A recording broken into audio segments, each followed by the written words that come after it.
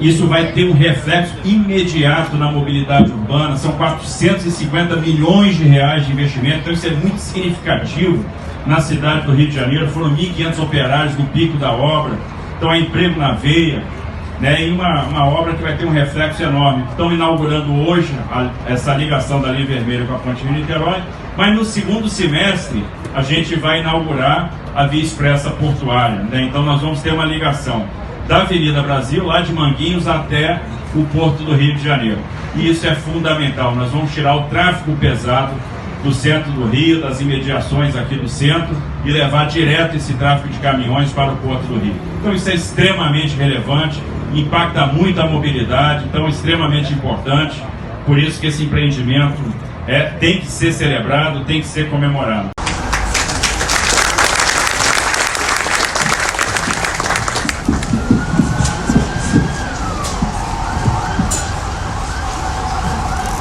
Esse microfone aqui é legal, eu me sinto meio... Minha chance de me sentir Roberto Carlos, né? Basta arregaçar um pouco a manga e eu vou ficar parecido. Nossa, a voz aqui não ajuda. E você está no microfone da direita. O microfone da direita. Mas eu queria cumprimentar o presidente Jair Bolsonaro e mais uma vez agradecer a oportunidade que ele me deu, né, de estar fazendo o que eu gosto, que é... Tá bom. Ainda bem que eu não ganho a vida fazendo isso, senão eu ia morrer de fome. Que é entregar obra. Entregar obra é um negócio muito legal, né? E mais uma vez nós estamos entregando. Ontem nós tivemos um dia histórico, que foi entregar a obra da BR-163. Eu acho que não dá para se cansar de falar nisso, porque eram 47 anos de pavimentação. E hoje aqui entregando outra obra importante. Então, obrigado, presidente, por essa oportunidade, por ter tido a oportunidade de montar um time técnico, por ter tido uma oportunidade que nunca ninguém antes deu. Ninguém teve essa coragem. Ninguém foi corajoso como o senhor foi, a ponto de nos dar essa oportunidade de montar times técnicos. Isso é tão importante para a infraestrutura. A infraestrutura é técnica, a gente precisa de time técnico e é isso que o presidente nos proporcionou. Queria cumprimentar o general Augusto Heleno, referência dentro do Exército, muito admirado por todos, né, nosso chefe do Gabinete de Segurança Institucional, todos os parlamentares do Rio de Janeiro, que têm participado muito da infraestrutura do Rio, brigando por melhorias nas condições, brigando por orçamento, brigaram por essa obra lá no passado, quando isso foi modelado juntamente, né, com a concessão da Ponte Rio-Niterói. Os prefeitos aqui presentes, né, Marcelo Crivella do Rio de Janeiro, Fernando Jordão lá de Angra dos Reis.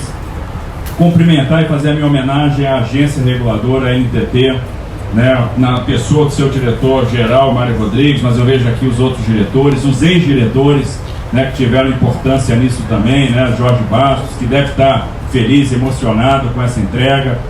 Quantas entregas foram feitas nesses últimos períodos pela agência reguladora?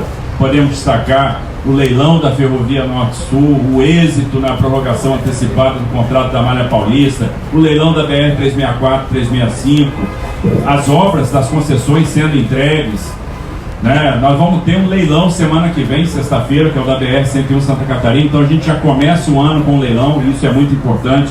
Então parabéns à dedicação, ao profissionalismo da agência reguladora. Meu caro Nicolo Cafo, CEO do Grupo Eco, obrigado por estar presente no Brasil, obrigado pela confiança.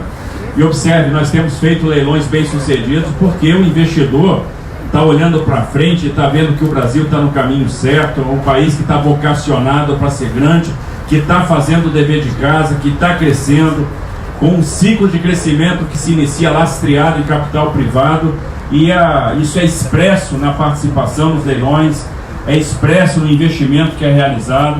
Então é um grupo que tem capital brasileiro e capital italiano, que está cada vez mais presente no Brasil, fazendo empreendimentos que são bem-sucedidos. Então, obrigado pela confiança. Carlos Alberto, diretor-presidente da Ecoponte, parabéns pelo trabalho que é realizado. E aqui meu agradecimento especial no dia de hoje, não podia ser diferente, aos protagonistas da festa, aqueles que merecem todas as homenagens. Então eu queria me dirigir aos engenheiros, os operários, os carpinteiros, os armadores, os colaboradores, né, que proporcionaram essa obra. Então quero cumprimentar e dar meus parabéns a cada operário por cada gota de suor que foi derramada aqui. Vocês estão fazendo a diferença na vida das pessoas. E é muito bacana ver uma obra de engenharia. A toda a população que vai ser beneficiada com essa ligação, o Nicole falou aqui mais ou menos como é que a coisa vai funcionar. 2,5 km, quase 3 km aí de ligação da Ponte Rio-Niterói com a linha vermelha. Mais de 15 mil veículos dia vão ser beneficiados. Isso vai ter um reflexo imediato na mobilidade urbana. São 450 milhões de reais de investimento, então isso é muito significativo na cidade do Rio de Janeiro. Foram 1.500 operários no pico da obra, então é emprego na veia, né? E uma obra que vai ter um reflexo enorme. Estão inaugurando hoje essa ligação da linha vermelha com a Ponte Rio-Niterói, mas no segundo semestre a gente vai inaugurar a Via Expressa Portuária, né? Então nós vamos ter uma ligação da Avenida Brasil, lá de Manguinhos até o Porto do Rio de Janeiro. E isso é fundamental. Nós vamos tirar o tráfego pesado do centro do Rio, das imediações aqui do centro, e levar direto esse tráfego de caminhões para o Porto do Rio. Então isso é extremamente relevante, impacta muito a mobilidade, então é extremamente importante. Por isso que esse empreendimento tem que ser celebrado, tem que ser comemorado. Isso mostra também o acerto do nosso programa de concessões. Então, nós estamos fazendo concessões, não havia condição de fazer mais investimento com o Orçamento Geral da União, né? Há uma compressão fiscal, há necessidade da gente buscar alternativas, e a alternativa é buscar a iniciativa privada, buscar essa parceria com a iniciativa privada. Estamos fazendo um programa de concessões que está sendo extremamente bem sucedido. Foram 27 leilões no ano passado, e a gente vai começar 2020 com o pé direito, já fazendo leilão na sexta-feira da semana que vem. Tenho certeza que vai ser um leilão concorrido, competitivo, que nós vamos comemorar também e celebrar o resultado. Passamos agora, recentemente, pela consulta pública da Nova Dutra. Tivemos aqui na cidade do Rio de Janeiro, em Angra dos Reis, em Volta Redonda, né, mostrando aquilo que vai acontecer e podendo falar um pouco das outras concessões que estão por vir, né, que vai ser a nova ligação da Rio-Teresópolis, que vai abarcar o arco metropolitano do Rio de Janeiro, que é um dos principais problemas da cidade, vai compreender a 465. Nós vamos fazer também a nova concessão da ligação Juiz de Fora Rio de Janeiro, com a ligação Itaipava-Teresópolis, né, com aquele trecho da 495. Se a gente pegar essas três concessões juntas, só no estado do Rio de Janeiro serão investidos 15 bilhões de reais. Então é um grande ciclo de investimento que começa neste momento. E isso é fundamental. E o que nós estamos oferecendo nessas concessões? Quando a gente fala em concessão rodoviária, muita gente pensa o seguinte: estamos fazendo obra, vai ter duplicação, vai ter quarta faixa, vai ter via marginal, vai ter viaduto, vai desafogar meu município. Mas não é só isso. Não é só isso. Nós estamos falando de emprego, que serão 15 bilhões de reais investidos. Nós estamos falando de segurança. Quando que a gente ia poder imaginar, por exemplo, ter a Dutra iluminada, como é aqui havia essa ligação da linha vermelha para a Ponte Rio-Niterói, completamente por LED em toda a sua extensão, com monitoramento de câmeras de 500 em 500 metros, ligados a uma central de controle, ligada aos órgãos de segurança. Então isso é segurança na veia. Isso vai mudar a vida do cidadão também do ponto de vista da segurança. Melhora o monitoramento, melhora a iluminação, melhora a condição de segurança para o usuário, diminui o roubo de carga. Então são vários impactos de um programa de concessão. Fora o investimento, fora a melhoria na mobilidade, fora a diminuição do tempo de viagem e mais, com o pedágio mais barato. Porque a gente está conseguindo nesses modelos botar uma carga enorme de investimento para dentro e ainda assim diminuir o valor da tarifa. Só para se ter uma ideia, na largada, na Dutra, serão 32 bilhões de reais investidos na extensão inteira, incluindo a duplicação até Angra dos Reis e a melhoria depois até Ubatuba, e o pedágio que quem sai do Rio de Janeiro e chega a São Paulo vai ficar pelo menos, isso sem considerar o efeito da competição, sem considerar o efeito do leilão, 20% mais barato. Então as modelagens vão trazer um benefício forte para a população e o Brasil está entrando no caminho certo. E a confiança que a gente consegue passar para o investidor estrangeiro está sendo positivada, estampada na presença deles aqui nos nossos leilões, mostra que o Brasil está caminhando na direção da sua vocação. O Brasil é um país que está vocacionado para ser grande e vai encontrar o seu destino, que é ser grande, graças à condução do presidente Jair Bolsonaro. Então, obrigado aí pela presença de todos, pela paciência de todos. Queria agradecer de modo muito especial ao Exército Brasileiro. Foi muito parceiro na realização dessa obra, né, nos permitiu, nos liberou uma área importante que foi necessária e nos economizou muito recurso com desapropriação, né, e fruto dessa parceria saiu também a nova fábrica de material de comunicações eletrônicas aqui da Embel. Agradecer a parceria com a Prefeitura da cidade do Rio de Janeiro, né, porque é um transtorno, mas vai haver uma contrapartida na recuperação do sistema de drenagem aqui no Caju, na pavimentação urbana, e a Prefeitura tem sido uma aliada, tem sido parceira nossa nesse empreendimento. Então, muito obrigado pela paciência, parabéns pelo equipamento, parabéns aos operários que são os verdadeiros protagonistas e heróis dessa entrega. Muito obrigado a todos, né, que Deus nos abençoe.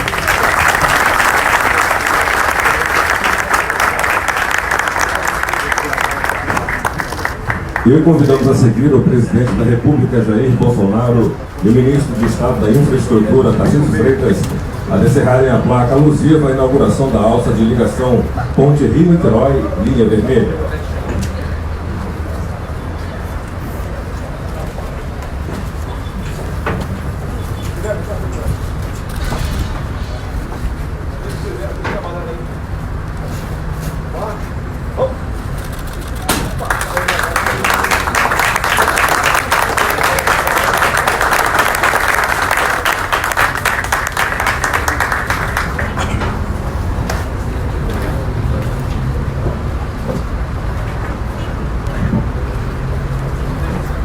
E com a palavra, o presidente da República, Jair Bolsonaro.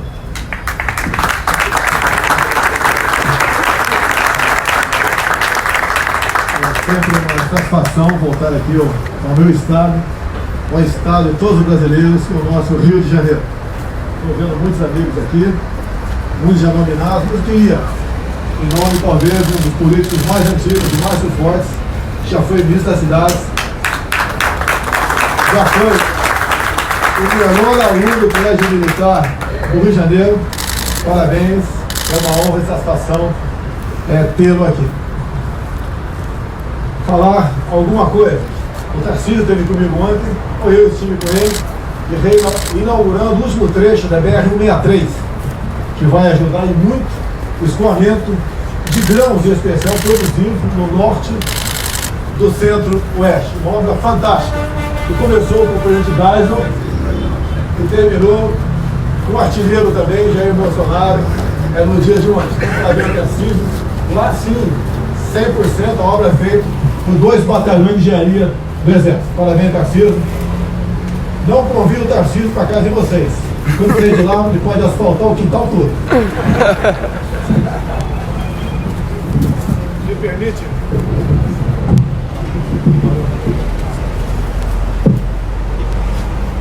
Me permite falar um pouquinho aqui do nosso Rio de Janeiro.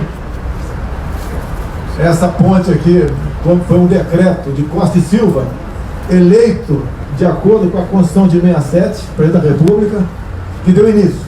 E foi inaugurada então no governo Médici. Essa parte agora aqui é uma extensão dela. Obviamente o trânsito era muito menor naquela época. E hoje, né, com o contrato assinado de concessão aqui, se foi possível fazer essa alça com dinheiro privado. Então, parabéns aos empreendedores, parabéns àqueles que acreditaram em nós, em especial a todos os engenheiros, operários e demais que trabalharam nessa obra. Mas falando um pouquinho mais do Rio de Janeiro, temos aqui presente o nosso prefeito Jordão, lá de Angra dos Reis. Eu conheci enquanto deputado federal. Tem uma mansão que, segundo a Folha de São Paulo, vale 10 milhões de reais. Está à venda por 1 milhão. E lá é uma área riquíssima, mas praticamente inexplorada. O que nós precisamos fazer para que a região da Costa Verde realmente vá para frente? Já fiz todos os contatos possíveis dentro e fora do Brasil. A Baía de Angra, eu costumo dizer que pode ser uma Cancún brasileira, mas eu acho que a Cancún é que vai ser a Baía de Angra no futuro, dado a potencialidade da região. Aí eu apelo para deputados e senadores federais, deputados federais e senadores, para nós realmente viabilizarmos, de modo que venhamos a fazer naquela região um grande polo turístico, precisamos revogar um decreto. Em decreto ambiental, quem revoga é lei. É o aparelhamento da legislação, não apenas de gente que muitas vezes ouve falar por aí. Estamos na iminência, pela Câmara, apresentando um projeto para que aquela região seja considerada de interesse turístico, e se a Câmara e Senado assim entenderem, segurar, matar no peito a pressão dos ecochatos, nós podemos transformar a nossa Baía de Angra. Temos de fora do Brasil prometido de um país árabe mais de $1 bilhão para investir lá. Está na mão do parlamento essa decisão.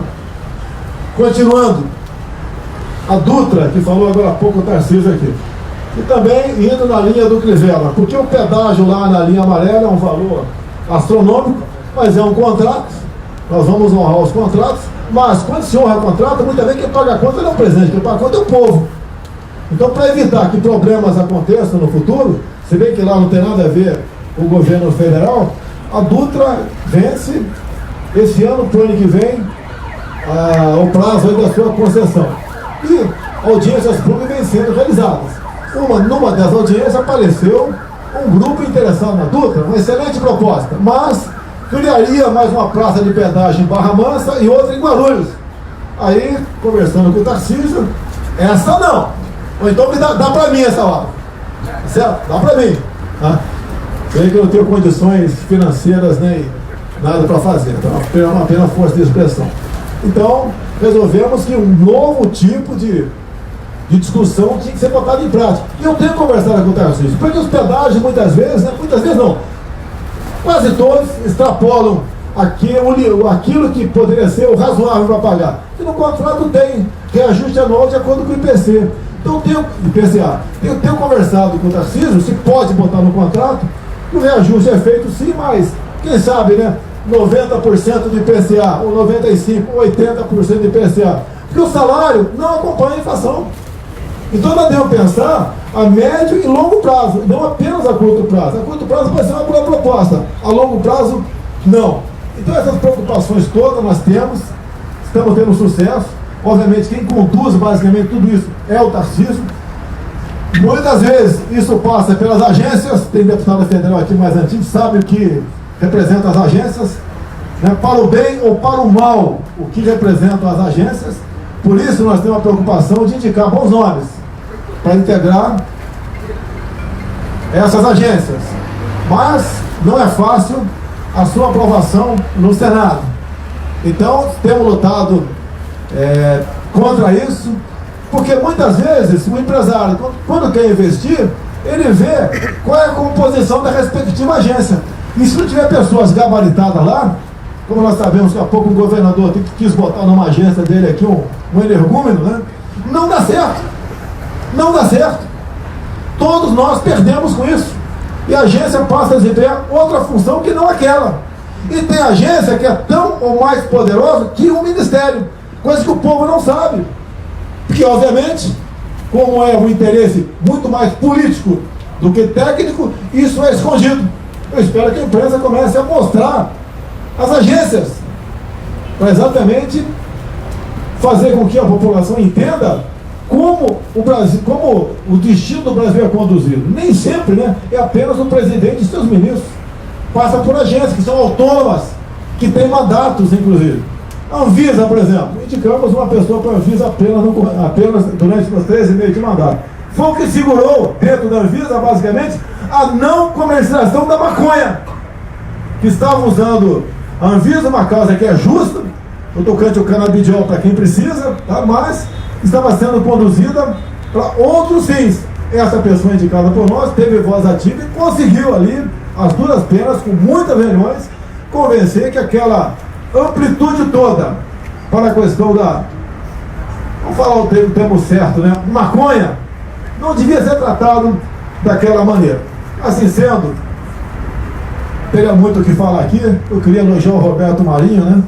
Porque falamos do Geisel e do Bolsonaro no BR-163.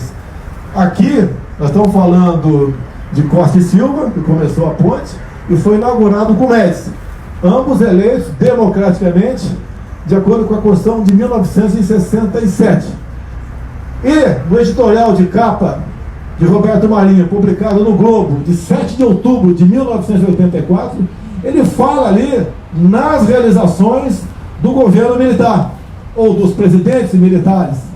E o que deixa bem claro ali, além de o Brasil passar da 49ª para a 8ª economia do mundo, quando se fala em infraestrutura, basicamente o Brasil não existiria se não fosse aquelas obras realizadas pelos governos militares. E de lá para cá, lamentavelmente, pouca gente tem o que falar sobre obra no Brasil, a não ser sobre corrupção. Aí tem a vontade. Então o que nós queremos fazer, estamos fazendo no nosso governo, e temos o entendimento de grande parte do parlamento brasileiro.